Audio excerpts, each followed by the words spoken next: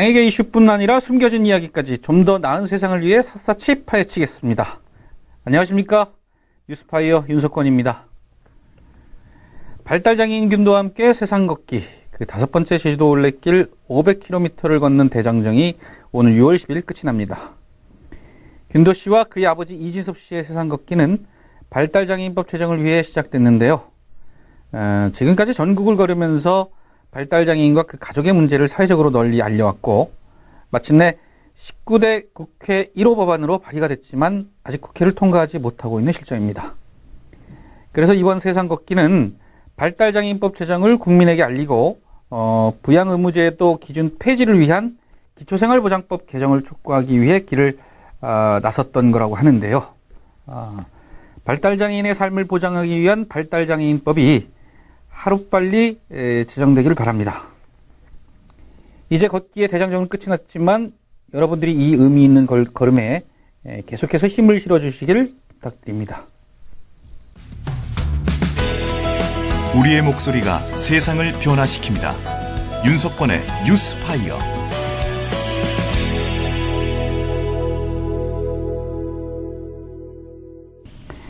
장애계의 이슈 헤드라인부터 장판의 숨은 헤드라인까지 여러분들께 낱낱이 전해드리는 장판 포커스 시간입니다. 좀처럼 장애인 시설에 대한 좋지 않은 소식이 줄어들고 있지를 않습니다. 성폭행 사건의 은폐부터 정신병원 강제 입원 등 장애인 시설에서 일어나는 끔찍한 일들, 그동안 뉴스를 통해서 정말 지겹게도 많이 들었습니다. 근데 얼마 전 언론에서는 장애인의 인권과 권익 공호에 앞장서고 노력해야 할 장애우 권익문제연구소 전북 지부에서 공금 횡령과 인권 침해, 인권 유린이 오랜 기간 동안 이뤄져 왔다고 보도를 해서 충격을 주고 있습니다. 특히 이 전북연구소가 운영하는 시설은 성폭행, 인권 침해 현장에서 긴급 분리 조치된 장애인들이 임시로 머물다가 똑같은 2차 피해를 입어서 충격을 더하고 있습니다. 이 사건을 두고 전북 장애인차별철폐연대는 지난 28일 전북도청 앞에서 기자회견을 열었는데요. 이와 관련해 전북장애인차별철폐연대 김병영 선생님과 자세한 얘기 나눠보겠습니다. 김병영 국장님. 예, 안녕하세요. 예. 장애인의 권익을 위해 앞장서서 일해야 할 연구소에서 벌어진 이번 사건, 정확히 어떤 문제들이 일어난 건가요? 제가 앞서서 인권 침해, 인권 유린 이런 표현을 말하긴 했는데요. 네, 말씀하셨던 것처럼 장애인 권익문제연구소는 전국적으로도 각 지역에서 장애가 있는 분들의 인권 침해를 예방하고 권익을 옹호했던 활동들을 활발히 하고 있는 단체인데, 네. 이 전북에 있는 전북지소에서 이번에 이제 그런 문제점들이 인권 침해 요소들이 발생이 되어서 드러나게 되어서 사실은 이 전북에서도 큰 파장이 일어나고 있는데요. 네네. 이 전북연구소에서는 4개 시설들을 운영하고 있습니다. 네. 공동생활가정, 죄악안보호센터, 장애인 성폭력 상담소, 그리고 미신고 시설로 운영하고 있는 쉼터까지 해서 4개 시설이 운영되고 있었는데, 말씀하신 것처럼 여기에 계신 분들은 대부분이 과거에 심각한 인권 침해, 강제 노역, 학대, 방임으로부터 피해가 있어서 분리 조치가 되어서 지금 이곳으로 옮겨져서 여기에서 지냈던 분들인데, 여기에서도 1차와 거의 비슷한 심각한 강제 노역이나 인권 침해가 똑같이 반복이 되어서 문제가 많이 되고 있습니다. 참 보호를 받기 위해서 이를테면 보호시설에 와 있는데 거기에서 또 똑같은 일을 당했다. 이게 좀 어처구니 없는 일인데요. 네네. 예. 지난 2004년 4월 설립된 이 연구소는 전주시로부터 장애인 주야간 안심 돌봄 사업, 그 다음에 장애인 공동생활 가정, 그리고 장애인 성폭력 상담소, 인성장애인 상담소 운영 등에 따른 예산 지원을 지금 받고 있다고 들었어요. 올해 책정된 예산만 2억 4천만 원이라는데 공금 횡령도 문제가 됐다고 그러죠? 네, 맞습니다. 이게 사실은 이분들, 장애인분들의 인권 침해 문제도 문제인데요. 네. 그와 동시에 그 안에서 운영하고 있는 시설에서 투명하게 운영이 되었느냐라고 봤을 때는 또 그 부분도 사실 그렇지 않다라고 하는 네. 거고요. 예. 이분들이 보조금을 받으면서 운영이 되고 있는데도 불구하고 예. 그 안에 현재 30명의 장애인분들이 그동안에 생활하고 있었는데 예. 그분들에게 뭐 식비 목적으로 그리고 야간 돌봄 목적, 뭐 교육 목적으로 한 사람당 40만 원에 가까운 돈을 강제로 자동 이체하는 방식으로 네. 돈을 편취했던 내용들도 있고요. 네. 있고 이분들이 강제 노역이라 할 수 있죠. 이사장의 개인 집에 가서 뭐 예. 개밥을 준다거나 텃밭을 일군다거나 네네. 심지어는 제주도까지 가서 뭐 노역을 하고 그에 상응하는 대가를 받지 못한다거나 그런 예. 문제들이 발생이 됐는데요. 예. 또 중요한 건 이 전북 연구소의 연구소 소장이 현재 몸이 안 좋아서 예. 그동안에 근무를 하지 않았는데 예. 근무를 하지 않았는데도 그 소장 급여를 예. 그대로 받는다거나 예. 아니면 대표이사의 친아들이 예. 야간 돌봄 교사로 예. 근무하는 것처럼 그렇게 서류를 만들어서 예. 급여를 또 받는다거나 그런 문제점들이 예. 계속 지금 드러나고 있습니다. 이게 보니까 언론에서 보도된 걸 보면은 거기에 지금 이사장, 소장, 그다음에 지금 방금 아들이 야간 돌봄 교사로 채용한 것처럼 뭐 서류를 조작했다 이러고도 있는데 거기 보면은 이 친인척들이 거의 다 거기 친인척 족벌로 운영되고 있다는 얘기를 들었는데 이게 사실인가요? 네, 지금 구속되어서 조사를 받고 있는 그 연구소의 법인 이사장 그리고 연구소 소장이 예. 부부인 거고요. 예. 그리고 그 연구소의 부소장이 예. 연구소 소장의 네. 연구소 소장의 부소장이 그 친딸인 거고요. 네. 그 말씀드린 야간 돌봄 교사로 예. 되어 있는 분이 대표이사의 친아들로 예. 되어 있습니다. 그러니까 보통 시설 비리의 아주 전형적인 예지 않습니까? 보통 시설 비리들이 이렇게 드러나고 만천에 공개될 때 보면은 대개 보면 이렇게 가족 경영에서 이렇게 문제가 이렇게 많이 비롯되는데 여기도 아주 전형적인 그런 모습을 보여주고 있네요. 예, 맞습니다. 문제가 있어서 보호를 하겠다라고 하는 명목으로 분류 조치가 되었는데 예. 이곳에서도 역시 똑같이 그런 문제가 발생이 됐다는 거죠. 예. 그 지난 28일 기자회견장에서 전북 장애인차별철폐연대가 촉구한 내용이 구체적으로 무엇입니까? 네, 이게 사실은 5월달 셋째 주, 넷째 주에 걸쳐서 계속적으로 언론에 보도가 됐고 네. 지역사회 전국적으로도 큰 파장이 일어났었고요. 저희 장애인차별철폐연대에서 요구했던 건 당연한 겁니다. 이게 인권 침해가 있었기 때문에 예. 그분들에 대해서는 뭐 하루속히 그 가해 공간에서부터 분류 조치해야 되는 게 가장 우선이 돼야 된다 네네. 하고요. 그리고 그분들에 대한 임시로 전원 조치한 장애인분들에게 체계적인 예. 상담과 지원이 필요하다. 예. 그리고 더 중요한 건 사실은 이분들 뭐 수사받고 처벌해야 되는 건 당연한 거고요. 예. 전라북도와 전주시에 예. 뭐 항상 같은 얘기인데 예. 강한 뭐 관리 감독이나 책임을 예. 뭐 추궁할 수밖에 없는 상황이었던 거죠. 예. 지금 뭐 장애인 생활시설에서 일어나는 이런 비리, 이런 그 시설 내부에서 일어나는 만연된 어느 폭행, 횡령, 이런 것들이 계속 이런 일이 일어나고 있는데 도대체 그 실태조사가 제대로 되고 있는 겁니까? 이 같은 일이 일어나는 것의 가장 큰 원인을 뭐라고 생각하십니까? 사실은 저도 정말 화가 나고 뭐 또는 실제로 실태조사에 저도 조사원으로도 참여를 네. 했던 적들이 있기 때문에 네. 정말 어떻게 해야 이런 문제가 계속 발생되지 않을까? 사실 전라북도는 그 2008년, 2009년부터 해서 한 해도 끊이지 않고 이런 문제들이 계속 발생되고 있는 한 해도 상황이고요. 매년이요? 예. 그래서 이게 그냥 원론적인 얘기입니다. 사실은 예. 관리감독 철저히 해야 되는 건 당연한 건데 예. 그러면 관리감독을 어떻게 할 거냐, 예. 어떻게 해야 이런 문제가 발생되지 않을지에 대한 예. 관리감독의 방식, 내용에 대한 고민이 지금은 정말 실효성 있게 그런 고민들이 필요하다라고 예. 생각을 하는데요. 예.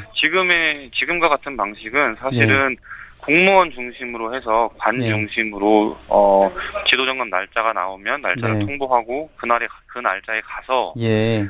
준비되어 있는 서류를 보는 것 정도. 그러니까 예. 보조금이 들어갔으니까 그 보조금이 잘 집행됐는지 예. 뭐 돈이 얼마가 들어갔으면 얼마가 잘 쓰였는지, 예. 그에 맞는 구비 수료가 잘 되어 있는지, 예. 사실은 그 정도거든요. 예. 그래서 이게 보조금이 쓰였으면 보조금이 이 장애인분들에게 정말 그분들에게 맞게, 그분들 욕구에 맞게 사용이 되었는지, 예. 그리고 그 사람들이 거기서 생활을 하고 있는 24시간 생활하는 곳이기 때문에 예. 예. 생활 안에 있어서 생활면에 있어서는 불편한 게 없는지, 뭔가 예. 문제는 없는지 그런 것들을 정말 체계적으로 그 구체적인 것들을 같이 예. 보고 와야 되는데요. 예. 그렇게 하지 못하고 있는 게 예. 지금 뭐 관리감독 현재 수준이라고 예. 저는 생각합니다. 이런 생각이 드는데요. 지금 국장님하고 말씀을 나눠보니까 이런 시설들의 관리 감독을 그러면은 단순히 공무원한테만 맡길 게 아니라 그렇다고 하면 지역 현장에 계신 많은 장애인 단체들이 그거를 그 시설들이 사용하고 있는 보조금이 제대로 집행되고 있는지를 좀 투명하게 회계를 공개하고 또 그 운영되고 있는지 어떻게 운영되고 있는지를 지역 단체들이 좀 이렇게 돌아가면서 그걸 적절하게 모니터링을 하면서 이렇게 하면 어떨까 이런 생각이 좀 들었는데요. 그러니까 이제 저도 그 해마다 요구를 하면서 예. 민간단체랑 같이 실태조사를 합니다. 그 예. 부분은 저희도 어느 정도 긍정적인 면이 있다고 보는 건데요. 예. 아까 말씀드린 것처럼 관리감독은 당연히 해야 되는데 예. 그러면 이 관리감독의 방식, 내용을 예. 어떻게 할 거냐라는 고민을 했을 때에는 방금 말씀해 주신 것처럼 당연히 민간단체랑 같이 해야 돼요. 예. 예. 관에서만 하다 보면 관에서는 볼 수 있는 시야가 굉장히 좁습니다. 그렇죠. 그래서 예. 민간단체에서 항상 해마다 활발하게 활동하고 있는 이런 예. 전문적인 역량을 가지고 있는 예. 네. 민간 영역과 같이 예. 이런 실태조사를 하는 게 또 중요하고요. 네. 그와 동시에 그냥 일회성으로 그친다거나 아니면 날짜를 정해적화하는 방식보다는 예. 사실은 이런 사회복지법이 있는 시설의 벽이 굉장히 높습니다. 예. 그리고 투명하지도 않고 민주적이지 그렇죠. 않은 거고요. 그렇죠. 그래서 네. 상시적으로 드나들 수 있는 그런 체계가 예. 잡혀야 되는 거예요. 예. 예. 예. 그래야만 일상적인 생활들을 볼 수가 있는데 예. 그렇지 않으면 사실은 예. 다 준비해놓은 곳에 우리가 가서 그냥 서류 예. 보고 오는 거죠. 예, 예, 맞습니다. 예, 예. 지금 서울에 있는 지금 장애우 권익문제연구소 서울 본사라고 해야 되나요? 중앙의 입장은 어떻습니까? 네, 서울 본소에서도 이 문제를 인지한 다음에 바로 본소 소장과 사무국장이 당일날 네. 내려와서 확인한 걸로 알고 있고요. 예. 그리고 본소 자체적으로 그 지소에 있는 30명의 장애인분들을 자체적으로 상담을 진행했었고 그 다음에는 전주시 주관으로 하는 민간합동 상담에도 같이 또 참여를 했었고 그리고 바로 제가 알기로 그동안 진행되었던 경과보고나 입장을 발표하는 기자회견을 전주시에서 진행을 했었습니다. 네네. 그 자리도 가서 내용들을 확인했는데요. 예. 이게 제가 느꼈을 때 본소에서는 어찌되었든 본소 지소이기 때문에 책임은 있다. 예. 책임 부분에서는 사과를 한다. 이제 그렇지만 이 지소와 별도로 전라북도의 또 개별법인으로 등록이 되어서 예. 전북 장애우 권익문제연구소 개별법인이기도 합니다. 예. 그래서 좀 더 적극적인 예. 지도 점검이나 확인을 못했다 그런 네. 입장들을 연구소 본소에서도 발표한 걸로 그렇게 알고 있습니다. 예. 예. 현재 이 전주시는 전북 연구소가 운영하고 있는 전주인성주간보호센터하고 장애인 공동생활시설인 이 양들의 집 등 두 곳에서 생활하고 있는 30명의 장애인을 인근 복지시설로 전원 조치한 뒤 폐쇄 조치하기로 했다는데요. 시설 문제들이 계속해서 자꾸 이렇게 문제가 이렇게 발생함에도 불구하고 시설이 지금 계속 없어지지 않고 계속 운영되고 그 안에서 또 장애인들이 계속 살고 있는데요. 사실 갈 곳이 없어 시설이 있을 수밖에 없는 이 장애인도 많이 있긴 하겠지만 사실은 시설이 궁극적으로는 장애인들이 지역사회에 나와서 이렇게 살아야 하지 않을까요? 어떻습니까? 이 시설 문제들이 자꾸 이렇게 일어나는데 어떤 노력과 우리 또 그 지역사회에서 어떤 노력과 변화가 좀 필요하다고 생각하시나요? 네, 방금 말씀하신 것처럼 지난 5월 말일자에 그 30명, 그러니까 병원에 현재 계시는 8명을 제외하면 22명에 대한 임시로 전원 조치가 진행이 되었고요. 예. 그 전원 조치된 곳도 사실은 말씀하신 것처럼 또 다시 시설로 가거나 그렇지 않으면 소규모 뭐 그룹홈으로 가거나 이제 그런 식인데요. 말씀하신 것처럼 또 어떻게 될지 모르는 그런 대규모 수용대여에서 생활하는 그런 곳으로 또 옮겨진 것밖에 안 되는 거죠. 네네. 그래서 이 지역사회에서 어떻게 하면 같이 사회통합하면서 자립할 수 있을지에 대한 예. 이런 시스템들을 만들지 않으면 예. 계속 혹시 어떻게 될지 모르는 그런 또 다시 이런 문제점들이 반복이 될 수밖에 없는 예. 그런 구조로 예. 장애가 있는 분들은 예. 그게 계속 반복될 예. 수밖에 없는 상황인 거죠, 현재는. 예. 아무튼 현장에서 열심히 노력하시는 우리 국장님 말씀 잘 들었습니다.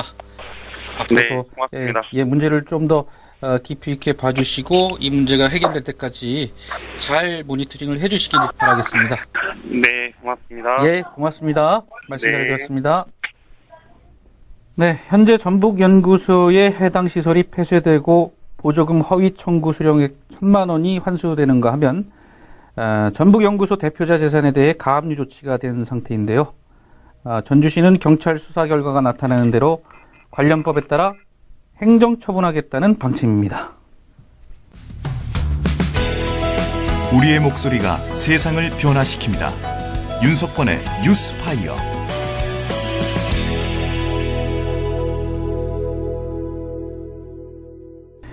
다음 장판 포커스입니다. 지난주 장애물 없는 편의시설연대 배용호 총장님의 충격적인 사고 소식 전해드렸는데요. 오늘 장판 포커스는 사고가 일어난 이름센터 운영의 문제점을 짚어보는 시간을 갖도록 하겠습니다. 그리고 드러난 문제점을 개선할 수 있는 방안은 없는지에 대해서도 살펴보도록 하겠습니다. 도움 말씀 주실 분을 전화로 연결했습니다. 서울 DPI의 위문숙 회장입니다. 위문숙 대표님. 네. 예. 지난주에 편의시설연대 최성윤 팀장과 인터뷰가 있었는데요. 네네. 이 사고의 원인이 된 편의시설의 전반적인 재점검과 정당한 편의 제공에 대한 개선이 필요하다. 이렇게 최성윤 팀장이 말했어요. 그리고 이런 걸 반영하기 위해선 이름센터의 장애인 당사자의 의견, 즉 민주적인 운영 구조가 만들어져야 된다. 이렇게 말했거든요. 근데 이제 지금 현재 이름센터의 운영위원회라는 게 있잖아요. 현재. 예. 운영위원회가 이제 만들어진 역할 중에 일종의 이런 역할을 하라고 만들어진 게 아닌가 이런 생각이 드는데요. 네. 지금 현재 이제 위원회의 역할이라고 하는 게 사실은 입주단체의 입주 비용, 예. 이름센터를 이용하는 데 있어서 비용 책정, 예. 그 역할이 이런 역할이거든요. 예. 그리고 이제 지금 이제 전체 장애계가 움직여야 사용해야 되는 위원회를 네. 거의 이제 입주단체 위주로 또 움직여가고 있고요. 네네. 입주단체인 단체 대표장만 들어가야 되는 것도 아니고, 네. 전국 장애계를 좀 아울러서, 네. 그런 이렇게 좀 구성되어 있는 측면은 있습니다. 지금 현재 복지부 분도 계시고, 네. 또 개발원 분도 물론 계실 거고, 장애인 분들로 이렇게 구성이 되어 있는데, 예. 문제는 이제, 어쨌든 장애계를 아울러서 구성했다고 인정을 하더라도, 네. 운영위원회가 가지고 있는, 지금, 현재 가지고 있는 위원회의 기능이라는 게, 예. 특별히 지금 현재 최성현 팀장님이 얘기했던 이런 것들을 아우를 만큼의 예. 내용을 담고 있지 못한 위원회입니다. 그래서 예. 위원회의 기능을 바꾸던가, 예. 역으로요. 예. 이런 것들이 이루어지지 않으면 예. 현재 위원회에서는 하고 있는 역할을 잘 하고 있는 거죠. 예.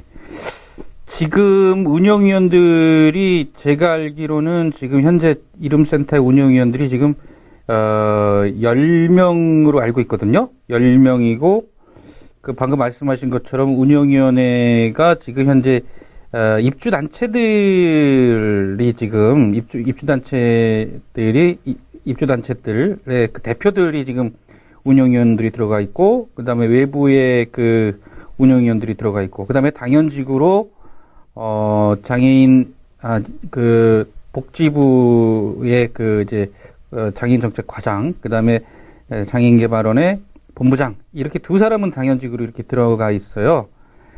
예, 그렇게 운영위원회는 이제 그렇게 되어 있죠. 근데 이제 운영위원회 역할이라는 게 일종의 아까 말씀하신 것처럼 입주단체야 여러 역할들이 있는데 그렇게 역할들이라는 게 어떻게 좀 구체적으로 어떤 역할들을 하고 있는 건가요? 그러면 아까 말씀드렸다시피 가장 큰 역할이 그런 겁니다. 예.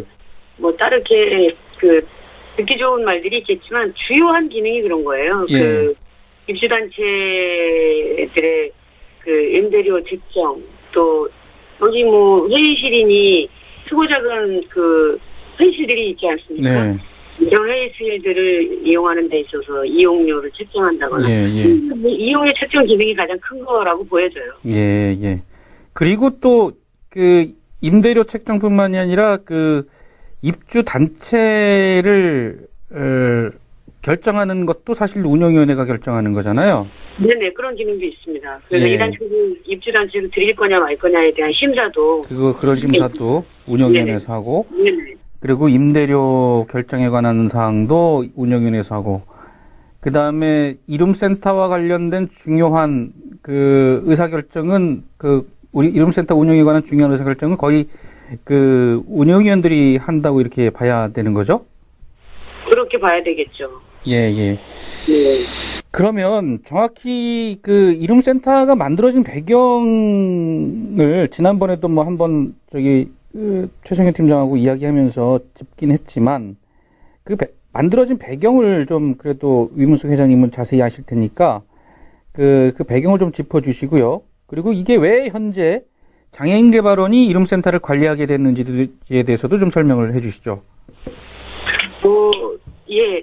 그런데 제 설명이 온전히 다 맞다랄지 이렇게는 자신은 없습니다만 일단 제가 알고 있는 상황을 좀 설명드려 보면 아시는 분들 많이 계시겠습니다만 이룸센터는 과거 노무현 정부 당시에 기능올림픽에 나갔던 출전 선수들의 생존권 문제를 좀 해결하기 위해서 제한되었고 승낙했고 그러면서 복지부 차원으로 그 자금들이 만들어지게 되는데 그 자금들이라는 것이 아마 제가 알기로 로또복권 쪽에서 1,500억 원들의 기금으로 만들어졌고 그래서 이제 애초에는 사실 장애인 단체를 위해서 만들어졌다기보다는 기능올림픽을 치렀던 메달리스트들의 생존권 문제를 해결해보고자 제한되었던 돈들이 들이대지 못하고 장애인계로 쓰여지게 되어서 이룸센터는 이제 만들어지게 된 건데 현재 이룸센터를 누가 관리를 할 것이냐 이런 것들이 사실은 이제 외국 같은 경우나를 보면 장애인 단체들에게 사실 이제 장애계라고 하는 게 500만 장애인이 관리할 수 있는 것도 아니고 누군가가 좀 책임성 있는 그룹이 해야 되는 거는 맞는 거고 이게 이제 민간에게 위탁되어야 되는 부분들이 사실 우리나라는 잘 진행되지가 않죠. 단체에 대한 신뢰도도 그렇게 높지 않고 그러다 보니까 물론 장애인 개발원도 성분으로 보면 민간입니다. 단지 그 개발원의 모든 구성과 관리가 복지부 산하로 구성되어지고 모든 시스템이 관리 감독 받는다는 것들이 민간 단체임에도 불구하고 저희에게는 공공 기관으로 이제 인정이 되는 건데 어쨌든 그래서 민간이 위탁되어야 되는 그런 부분들이 온전한 민간이라고 볼 수 없는 기관이 하게 되지 않은 건가라고 저는 해석을 합니다. 좀 지금 말씀하신 걸로 놓고 보면 어떻든 이 지금 이룸센터는 어떻든 원래 취지는 장애인 단체가 입주하도록 만들어진 건 아니고 기능올림픽의 메달리스트들의 어떤 생존을 위해서 그 사람들을 지원하기 위한 일환으로 어떤 건물을 져서 이분들의 생존권을 마련하기 위한 그런 차원에서 시작이 됐다. 그랬다가 이게 좀 뜻대로 되지 않아서 어떻든 이렇게 장애계의 어떤 이런 이름센터 형식의 건물을 짓게 됐다. 이렇게 된 거군요. 예. 근데 어떻든 이게 지금은 이제 그 관리 주체가 이게 어떻든 뭐, 반민반관이라고 할 수 있는 장애인개발원이 관리하게 되었는데요. 근데 어떻든 지금은 장애인개발원은 법정단체이고, 사실은, 법정단체라고 봐야 틀림이 없겠죠. 근데 지금 이 이름센터가 사실 지금 이 노무현 정부 당시 이제 대통령 공약으로 어떻든 이 공공 공간으로 활용하도록 이 매입한 건물이고 공적 자산이잖아요. 예. 근데 이런 공적 자산인 이름센터가 명백하게 장애계 전체를 위해서 이제 이용되어져야 한다고 보는 게 맞는 거 아닙니까? 네, 그렇게 생각합니다. 예. 근데 이제 그렇지 않다고 이렇게 좀 문제 제기를 하는 이야기도 있어요. 그럼 어떻게 보시나요? 어쨌든 지금 현재 우리가 알고 있는 이름센터의 모양, 규모, 형태라는 것이 사실은 이제 만들어지기 전에는 여러 의견들이 있었던 걸로 알고 있습니다. 예. 그런데 이제 어쨌든 결과적으로 지금 우리가 알고 있는 이름센터가 만들어졌고 많은 단체들이 이용을 하고 있는 건데요.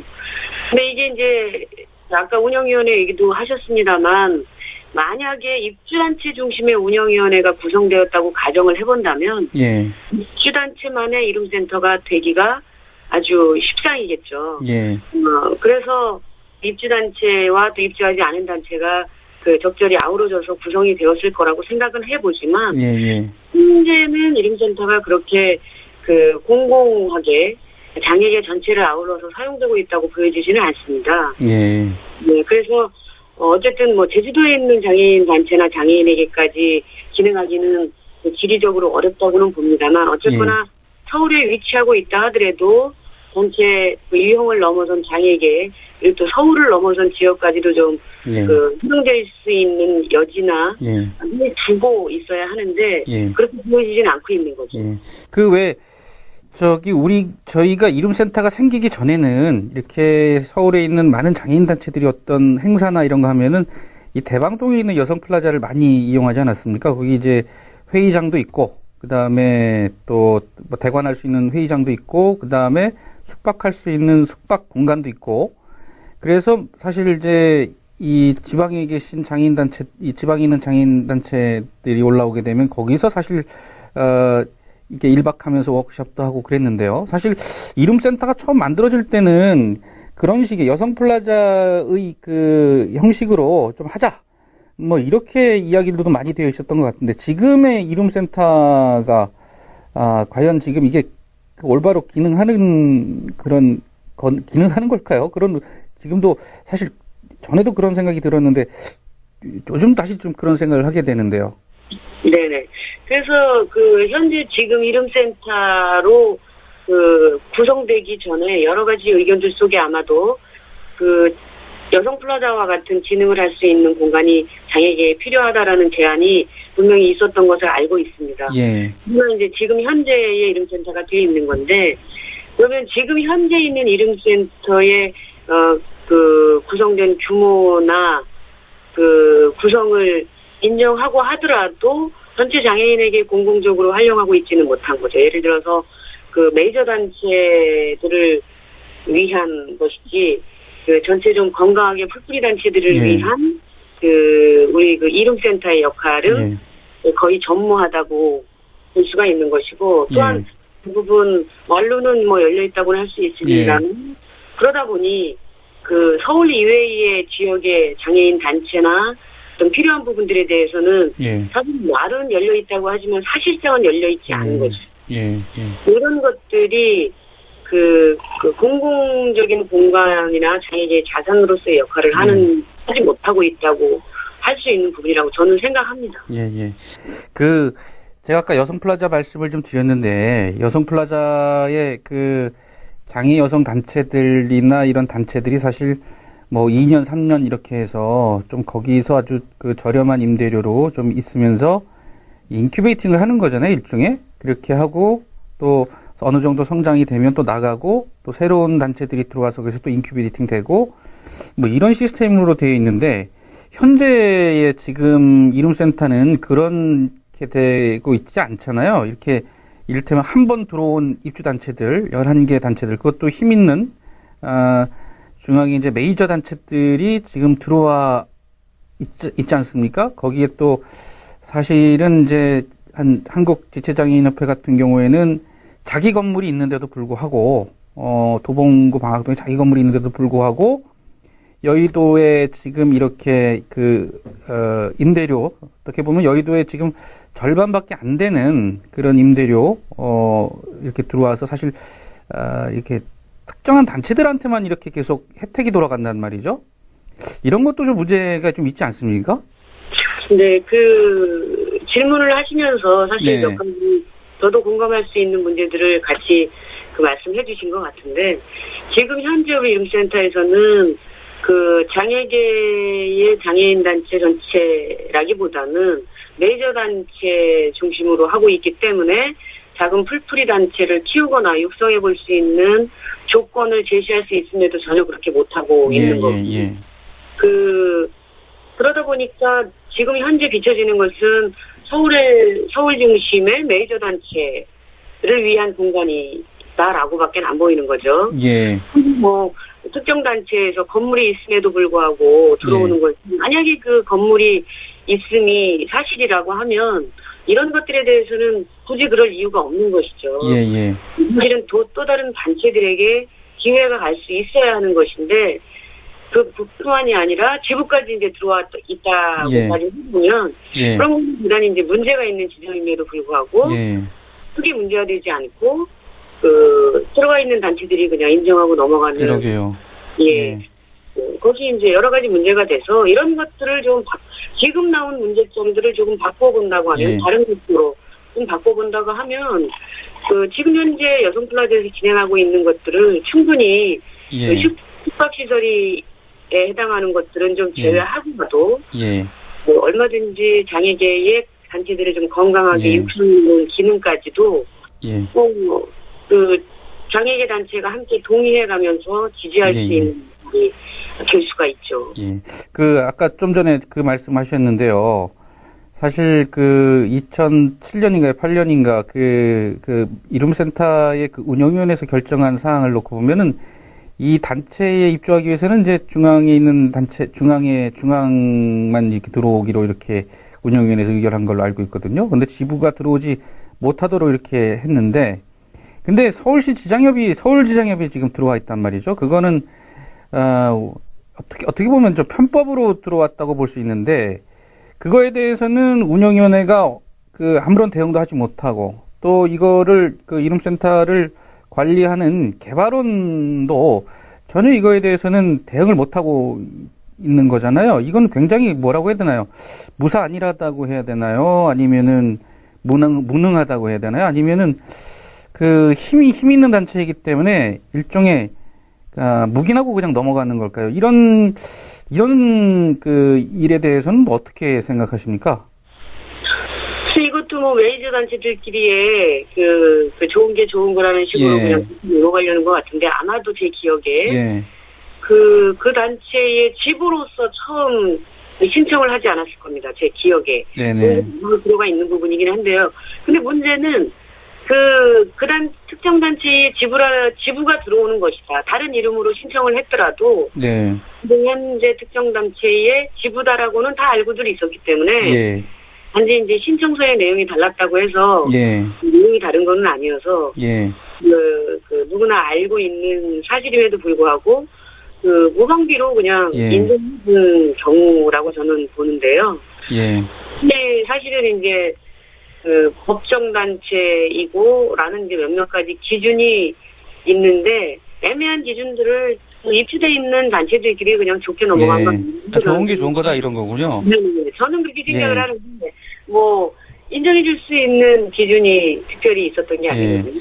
그러니까 이게 자기들이 운영위원회에서 그렇게 해서 원칙을 정해놓고서 자기들도 지키지 못했고, 결국은 이런 게 원칙이 훼손이 되면서 그런 똑같은 변칙이 통한다는 걸 보여준 셈이 된 거잖아요. 근데 자기들이 행하는 변칙은 용인하고 다른 사람이 추구해야 하는 것에 대해서는 인정을 하지 못하겠다는 참 이상한 이야기가 지금 일어나고 있어요. 그래서 이런 것에 대해서 누구 하나 잘못을 했다고 인정을 하거나 책임지는 사람이 없다는 거죠.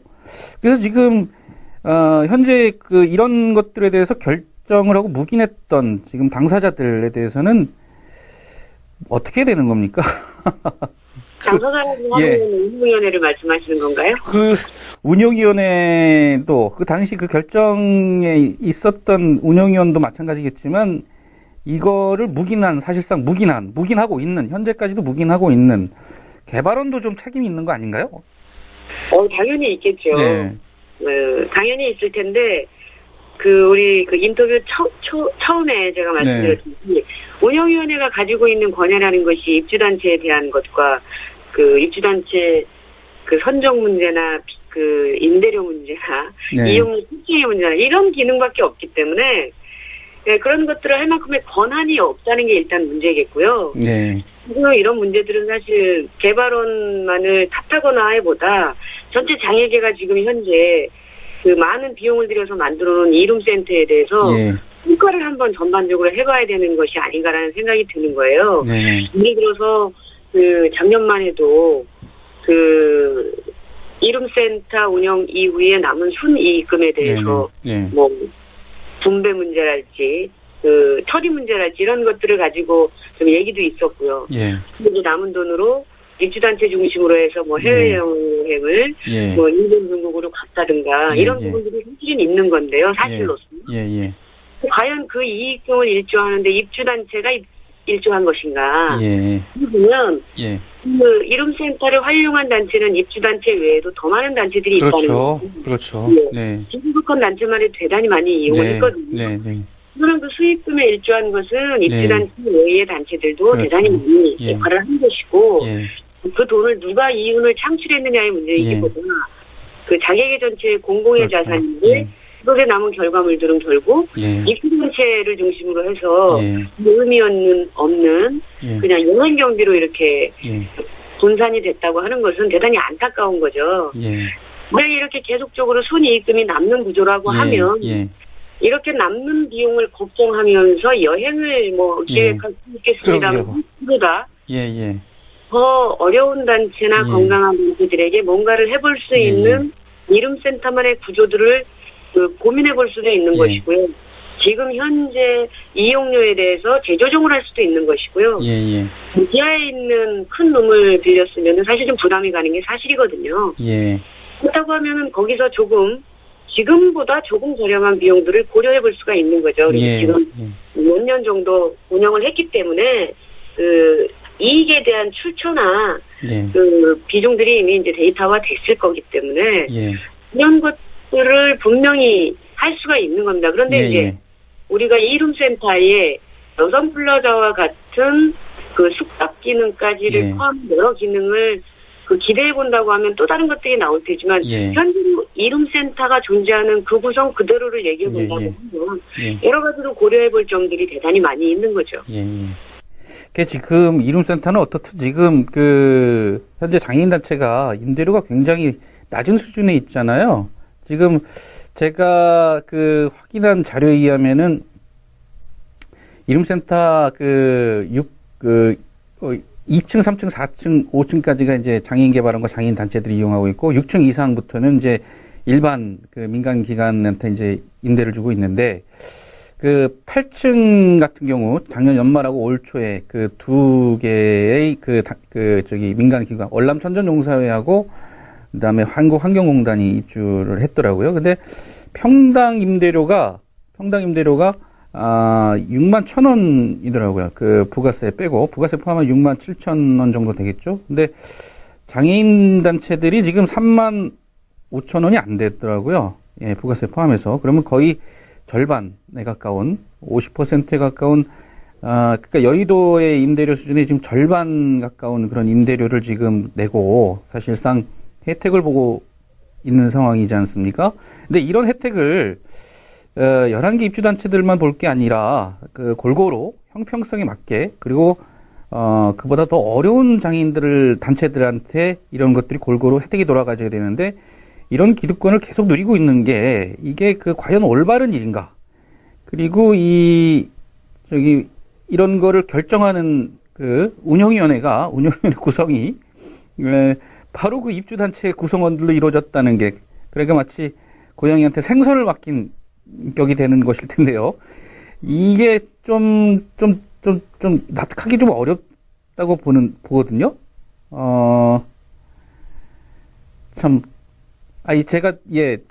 제가 질문을 드려야 되는데, 제가 좀 흥분을 해가지고 말을 해버리고 말했는데요. 네네. 제가 알기로, 이름센터 입주가 시작되기 전부터의 비용이 평당 35,000원으로 장애인계 쪽에서는 알고 있고, 그 비용이라고 하는 것이 여의도 시세의 반 정도라고 알고 있습니다. 지금 현재도 평당 35,000원으로 아마 계산되고 있을 거라고 생각하는데, 어쨌거나 지금 이름센터는 장애계에 허용된 층은 2층에서부터, 물론 지하도 쓸 수 있고, 지하부터 5층까지잖아요.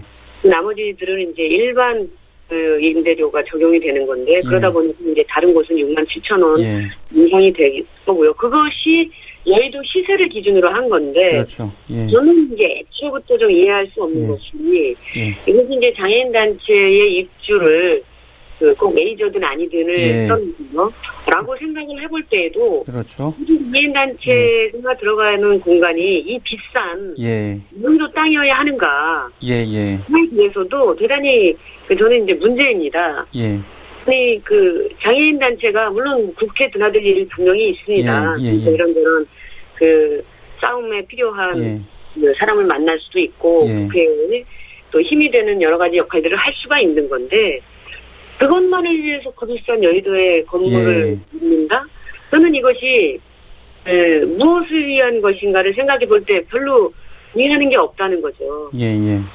그리고 장애인 단체들이 한 공간에 모여서 11개 단체가 모임으로 인해서 이름센터가 만들어지기 전과 이름센터가 만들어지고 입주한 이후로 볼 때 장애계 운동에 뭔가 활성화될 만한 것들을 이름센터가 역할했는가? 보면 별로 그렇지 않다는 거예요.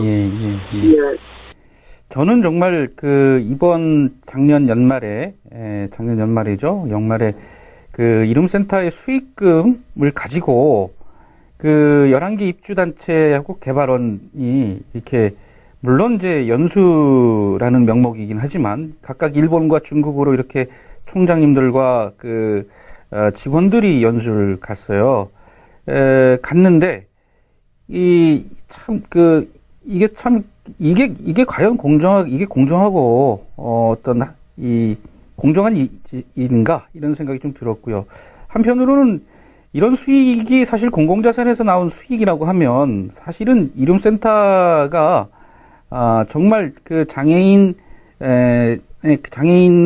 장애계를 대표하는 어떤 상징적인 건물로서 그런 정말 편의시설을 잘 갖춰놓고, 그리고 그러고 나서도 수익이 남으면 정말 공정한 원칙을 가지고 이렇게 전체 장애계를 위해서 이렇게 쓰여져야 되는데, 이거는 개발원도 그냥 입주단체 눈치를 보고 이렇게 해서 대충 이렇게 그 돈을 그렇게 썼다는 거고요.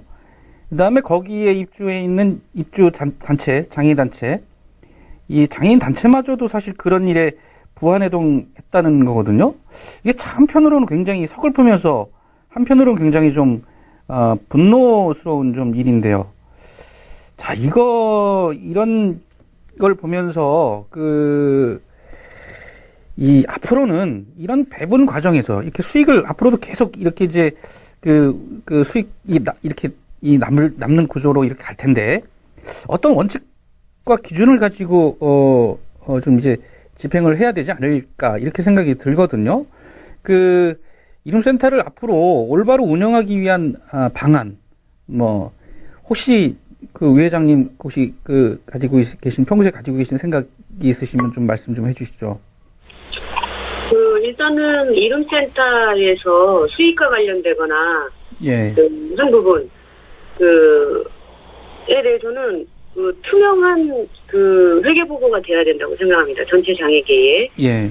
그래서 얼마가 남고 어떻게 쓰였다라는 것들이 정확히 명기되어 있는 것들에 대해서 전 장애계가 네. 확인할 수 있어야 되는 것이죠. 네네. 저는 일단 이것이 가장 첫 번째로 해야 되는 부분이라고 생각합니다. 이것을 뭐 개발원이 지금 현재 관리를 하고 있기 때문에 개발원에서 해야 되겠지만 네네.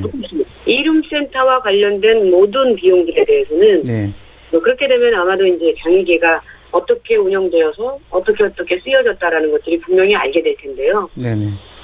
그래야만 개발원에 요구하는 것들에 대해서의 답이 비용이 없어서라는 답이 나오지 않을 거거든요. 네네. 작년 같은 경우도 그렇고 재작년 같은 경우도 또 이번에 배용호 총장 같은 경우에도 어떤 시설 미비라는 것들을 들고 예. 문제들을 한 부분들이 있는데 예. 그것이 법적으로 맞든 틀리든 간에 어떤 문제가 발생했고 그런 것들에 대한 도의적인 책임을 안고 있다고 하면 예. 최근 비용이 진짜 마이너스여서 예. 그런 상황은 아니라는 것들을 사실 우리는 알고 있는데 예. 그런 것들을 알고 있지 못한 상태에서는 지금 뭐 이룸센터에 돈이 없다랄지 네네. 뭐 개발원에서 돈이 없다랄지 이렇게 얘기해버리면 사실 대단히 그 다음 얘기를 치기가 부담 가는 부분들이 사실 있는 거거든요. 예. 그래서 어쨌든 이룸센터와 관련된 투명한 회계가 되어야 되겠고 그다음에 지금 현재 이룸센터가 입주해서 지금까지 몇 년 동안을 장애계에서 냉정하게 평가해 볼 수 있는 어떤 평가의 시간도 일단 필요하겠고요. 네네. 그 속에서 보면 지금 현재 구성되어 있는 운영위원회가 예. 저는 입주단체보단 외부인이 더 많이 구성된 네네. 많은 구성으로 구성된 네. 운영위원회가 구성돼서 예. 이룸센터에 대한 평가들을 계속 이어받고 뭔가를 시도해보고 만들어갈 수 있는 권한 있는 위원회가 구성되어야 되겠다라는 생각을 하고 있습니다. 예. 이건 사실은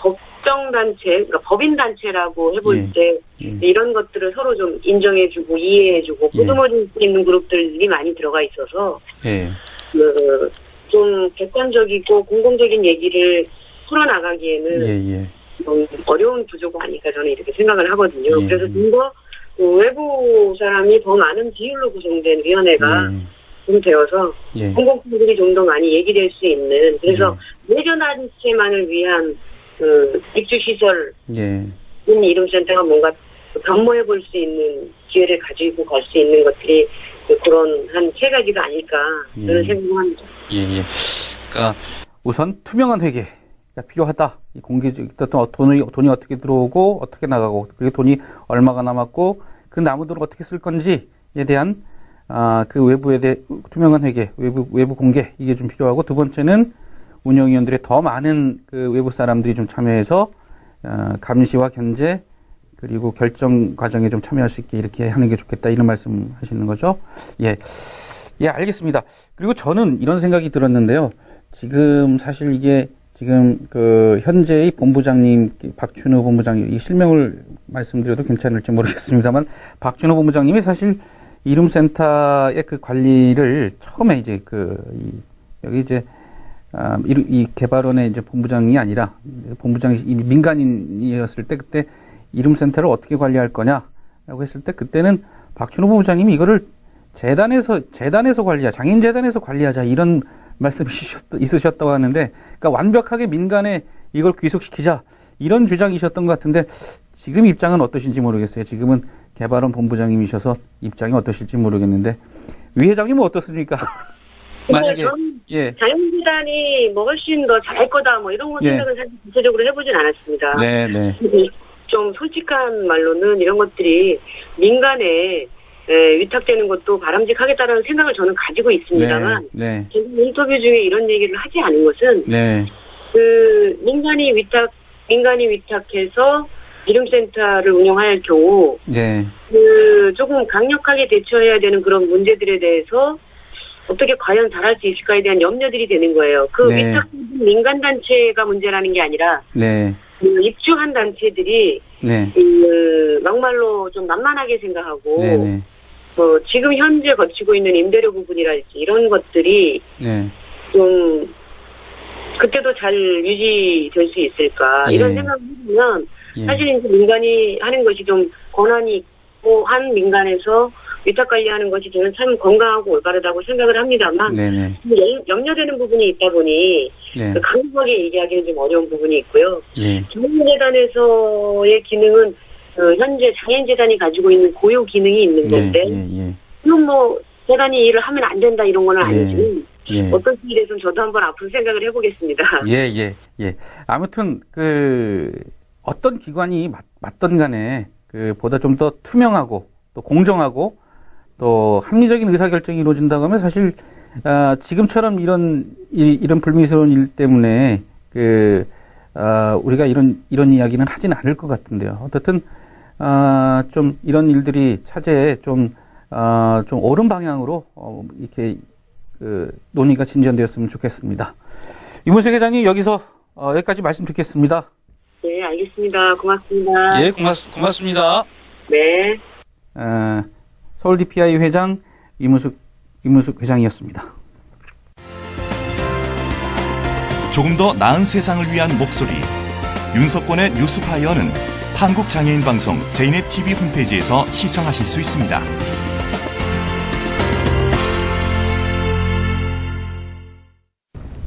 두 바퀴로 전국을 다니며 장애인과 비장애인에게 즐거운 여행지를 소개하는 여행의 재발견 시간입니다. 휠체어 여행 리포터 박윤영 씨가 함께하는 코너죠. 오늘도 신의 물소리같이 상쾌한 윤영 씨와 떠나봅니다. 여보세요? 네, 안녕하세요. 아, 분들에게 즐거운 여행지를 소개해드리고자 여행을 다니고 있는 박윤영입니다. 윤영 씨, 예, 이 코너 맡으면서 네. 어떠세요? 여행길이 더 즐거워지지 않으셨나요? 그 반대일지도 모르겠어요. 농담이고요. 예. 살짝 어깨에 책임감이 더 느껴지는 건 사실이에요. 예. 그래도 이 코너를 들으시면서 여러 장애인분들이 좋은 여행지를 소개해 드릴 수 있다는 점에서 네. 뭔가 이번 촬영부터는 되게 마음이 신나더라고요. 힘이 났어요. 피디님께 전혀 없이 너 왜 이렇게 열심히 하냐며 칭찬도 받을 정도였습니다. 아무튼 기분이 좋습니다. 네. 아니 근데 윤영 씨는 항상 열심히 하는 것 같던데요? 방송 보면? 저는 거의 대본을 안 보고 막 선방지축점 좀 뛰어다녀가지고 피디님께 혼날 때도 많아요. 그런 점이 윤영 씨 매력인 것 같아요. 예. 미처 카메라가 따라오지 못하는 사례가 되게 많아서 그렇습니다. 네.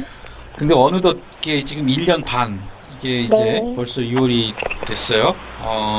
이게 좀 저희 사무실도 지금 에어컨 켜고 난리가 아닌데요. 그쵸, 덥죠. 어떻든 그래도 참 그렇지만 이게 더워질수록 그래서 자꾸 어디 놀러 가고 싶다는 생각이 많이 들거든요. 맞아요. 네, 오늘 소개해 주실 여행지는 어디입니까? 네, 이번 여행은 소소한 즐거움이 있는 전남 화순으로 떠나보려고 해요. 네. 화려하고 복잡한 도시에서 좀 벗어나시고 싶은 분들에게 좀 고요한 쉼을 줄 수 있는 여행지일 텐데요. 첫 번째 여행지는 특히 사진작가에게 굉장히 인기가 많은 곳이라고 해요. CF나 영화의 한 장면으로 펼쳐지는 곳, 바로 세량지에 다녀왔습니다. 세량지? 네. 세량지, 전남 화순에 있는 세량지. 네. 예. 영화의 한 장면? 어떤 느낌의 영화일까요? 영화로 표현한다면? 멜로일까요? 굳이 장르를 나누자면 그렇게 되겠죠.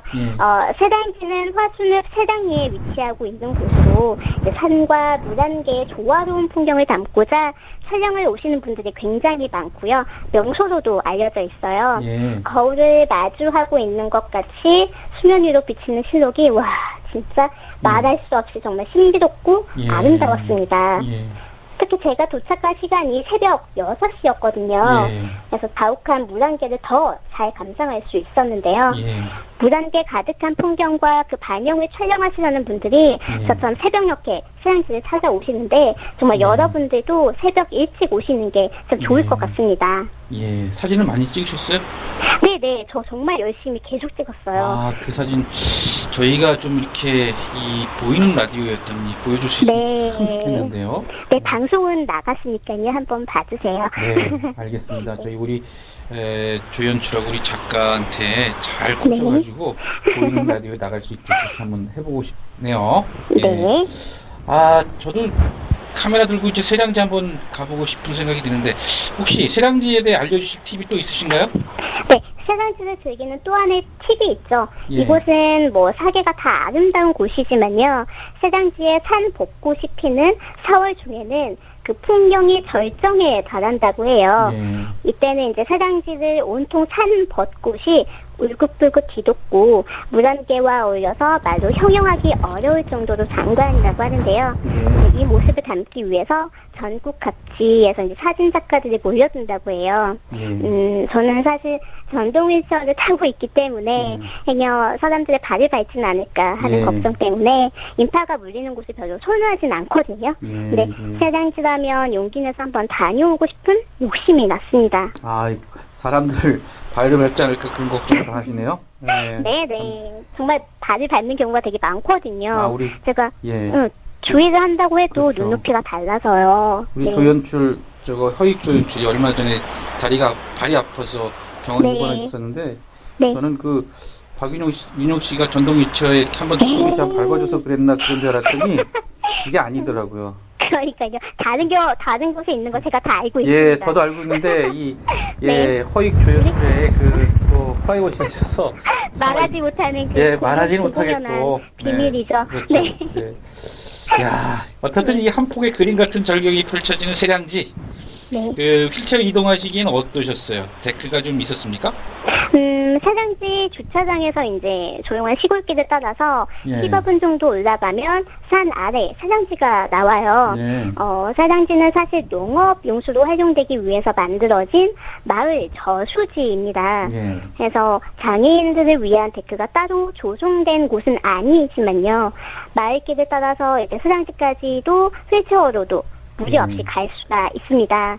네, 주차장에서 꽤 많이 올라가셔야 하고요. 그리고 계속 오르막으로 이어져 있기 때문에 수동 휠체어라면 사전에 조금 체력 단련 좀 하고 가셔야 합니다.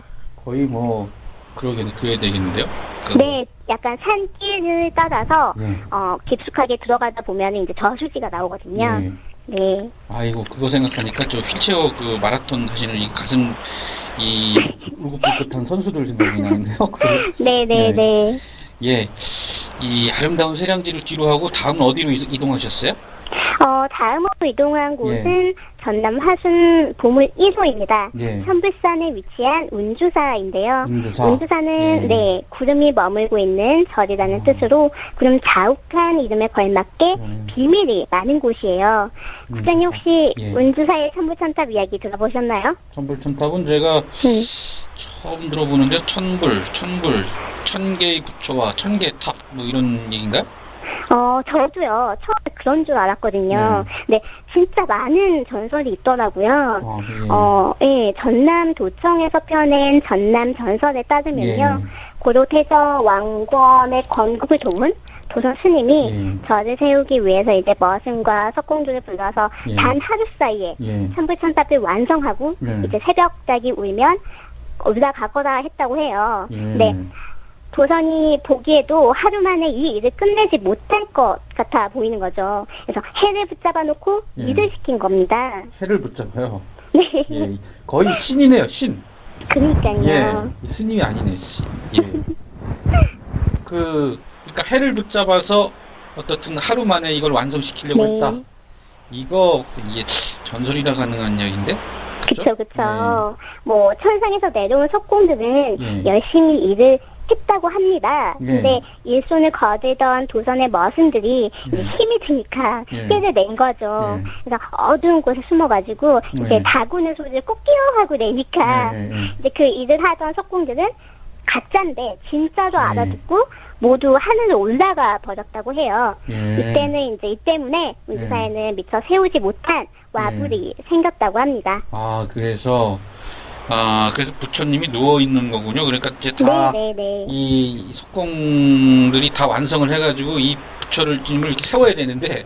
그게 마지막이었다고 합니다. 그러니까 세우지 못하고 하늘로 가버리는 바람에 이제 지금처럼 이제 누워버리게 됐다. 이런 전설이 내려오는 거고요. 네네네. 참 그 석공들이 지금으로 치면은 이거 하루 만에 이걸 다 하라고 하면 이건 굉장한 그 노동이죠, 완전. 네. 그죠? 예. 네네네. 아마 하루 만에 이게 도망가고 아닙니까? 혹시 너무 힘드니까? 그래서 이걸 미화하느라고 지금. 네네네. 전설이니까, 그죠? 미담으로 이렇게 아름답게 꾸민 게 아닌가 생각했는데, 제가 이런 얘기 하는 거 보면 저도 참 많이 그렇죠? 세속에 찌들어서. 세속에 찌들어서. 아름다운 전설을 아름답게 보진 못하네, 제가. 그러니까, 한 단계 약간 삐뚤게 보고. 그게 말이에요. 네. 정말. 누가 저를 이렇게 만들었죠? 대체. 세상이. 네. 네. 그렇다면 현재 운주사에는 몇 개의 부처하고 석탑이 있는 건가요? 네, 현재는 천부의 천탑 대신에요. 100여 개의 돌부처랑 21개의 1기의 석탑이 안치되어 있는데요. 운주사 불상의 표정과 모양이 전부 다르고 다양해서요. 운주사 불상만 전문적으로 카메라에 담는 분들이 많다고 합니다. 정말 운주사는 언젠가 만난 듯한 친근하고 다양한 표정을 한 불상들의 얼굴을 하나하나 들여다보는 재미가 있어요. 그렇겠군요. 네. 근데 이 천벌천탑의 비밀이 숨어 있는 운주사, 아까 얘기하신 그 와불은 어떻게 보고 오셨습니까? 저는 정말 안타깝게도 직접 보지 못했습니다. 이 와불이 절에서 왼쪽 능선으로 오르면요. 천불산 외쪽 기슭에 모셔져 있는데 그곳으로 향하는 길이 모두 계단이었기 때문이죠. 그래서 우리 촬영팀은 직접 올라 그 그림을 담아 왔어요. 그래서 높이 12m에 폭 10m에 이르는 크기로 산등성이는 이제 뒤덮음하고 이렇게 크고요. 이 와불이 일어서는 날 이제 새로운 세상이 온다는 전설이 있습니다. 이 와불은요, 여행의 발견, 전남화 순편 방송을 보시면 직접 확인할 수 있습니다. 이건 언제 방송이 되는 겁니까? 방송이 이미 됐습니다. 지난주. 이미 지난주 수요일. 네. 아무래도 그런데 이 절 하면 말이죠. 지금 아무래도 장인들 이동하기가 좀 어렵잖아요. 맞습니다. 이동하기는 좀 어떠셨어요? 운주사로 향하는 길은요, 두 가지가 있어요. 한 곳은 넓고 푸른 들판과 한 곳은 그냥 도로 형식인데요. 이 모두가 휠체어로 접근이 가능해서요. 자신이 편한 곳으로 선택해서 갈 수 있다는 점이 참 좋았고요. 그리고 장애인 화장실도 넓은 편으로 양호했지만 역시 여느 절처럼 안까지 구석구석 접근하기는 참 어려웠습니다. 그리고 아까 말씀드린 와불도 접근 불가능했고요. 이 곳곳에 이 숨은 전설이 많은 운주사, 그리고 물안개 가득한 세량지도 그렇고, 이 전남 하순의 이미지가 뭔가 베일에 쌓여진 듯한 느낌이 드는데요. 혹시 다음 여행지 계획하는 곳은 어디가 있습니까? 다음으로 향한 곳은 성안 마을이에요. 2011년 생활공간 공공미술 가꾸기 사업으로 마을 곳곳이 예쁘게 단장된 곳인데요. 제가 지금까지 여행 다니면서 벽화 좀 본 사람이거든요. 그렇죠, 많이 봤죠. 네, 성안 마을의 벽화는 굉장히 특이하더라고요. 어떤 점이 특이하던가요?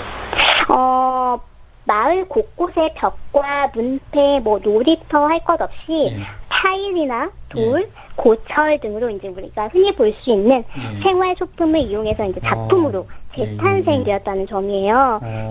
입체감이 다 있어서 손으로 직접 만져보면서 시각장애인도 함께 즐길 수 있겠다는 말씀을 저와 2년 동안 함께 다니면서 이제 장애 개그까지 수용 가능해주신 이시목 작가님이 해주셨습니다. 이시목 작가님도 거의 이제 준장애 사람이 된 것 같아요. 제일 처음에는 정말 제가 처음으로 만난 장애인이라고 말씀하셨고요. 그래서 되게 어려워하시는 게 느껴졌는데 지금은 되게 많은 이야기를 항상 촬영 끝나고도 나누고 항상 그렇게 하다 보니까 지금은 자연스럽게 되게 작가님이 먼저 저기 턱 있으니까 못 가요 이렇게 말씀해 주시기도 하고. 여행 보면은 정말 아주 좀 재미진 친자매 같은 느낌이 들거든요. 맞아요. 이제 저희는 방송 끝나도 연락하고 이렇게 지내고 있습니다. 네. 지금 어떻든 이 입체감이 있는 벽화마을 참 소소한 볼거리가 많은 동네일 것 같긴 하네요. 예. 네. 그리고 성안마을 벽화를 보고 나오면 이게 끝이 아니에요. 이곳에 5일장을 들려서 이 시골 장터의 매력이 흠뻑 빠져보는 것도 이곳의 재미인데요. 5일장이긴 하지만 시장 건물이 신식이라서요. 장애인 화장실까지 갖춰져 있고 이용 가능합니다. 예. 아, 이런 곳이 다 있군요. 그렇다면 이제 여행지에서 또 다른 이제 즐거움, 또 맛집을 소개해 주실 시간인데요. 이번엔 또 어떤 맛집을 다녀오셨어요? 네, 이번에는 화순 흑두부 요리를 맛보았는데요. 흑두부 요리? 네네, 까만 그 흑두부요. 사실 이번에 찾아간 식당은 저희가 미리 섭외한 곳이 아니라서 계단이 있었습니다. 그래서 휠체어 장애인들에겐 추천할 만한 곳은 별로 아니고요. 하지만 화순에 가면 한 번쯤 맛볼 만한 음식이라고 합니다. 그 새콤한 익은 김치찜에요. 부들부들한 흑두부를 싸서 먹으니까 정말 술 한 잔이 절로 생각이 나더라고요. 네. 이거 저도 지금 군침이 꿀꺽 삼켜지네요. 그쵸. 그것뿐만이 아닙니다. 제가 탕수육을 먹고 왔는데, 이게 흑두부 탕수육이라고 해요. 네, 저도 이곳에서 처음 맛보았는데요. 흑두부를 한번 이제 튀겨서 새콤한 그 탕수육 소스에 곁들여서 먹는데요. 이게 일반 탕수육과는 달리 이제 두부의 쫄깃한 식감과 담백한 맛이 어울려서 정말 맛있더라고요. 여러분들도 꼭 화순을 가시면 흑두부 요리 한번 맛보시기 바랍니다. 예. 저 요즘 다이어트를 해서. 정말요? 예, 요즘 먹는 거를. 다이어트 필요 없으신데. 모르시는 말씀이세요. 정말입니까? 방송 보시는 분들은 미처 모를 텐데 제가 배가 많이 났어요. 여름이 오는구나 또. 그렇죠. 여름 때문에 열심히 운동합시다. 네. 근데 이게 참 먹는 얘기하면 아주 정말 괴로워요, 제가. 그쵸. 윤호 씨가 지금 먹는 얘기하니까 벌써 지금 제가 이성을 잃어가네요, 지금. 제가 제일 행복한 그 시간이 촬영 때 먹는 때이기도 하고요. 그렇죠. 네. 네, 다음부터는 이게 이동권이 좀 잘 갖춰져 있는 그런 맛집이 소개되기를 좀 기대해 보겠습니다.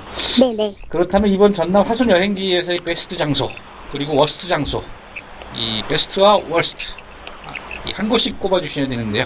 네네.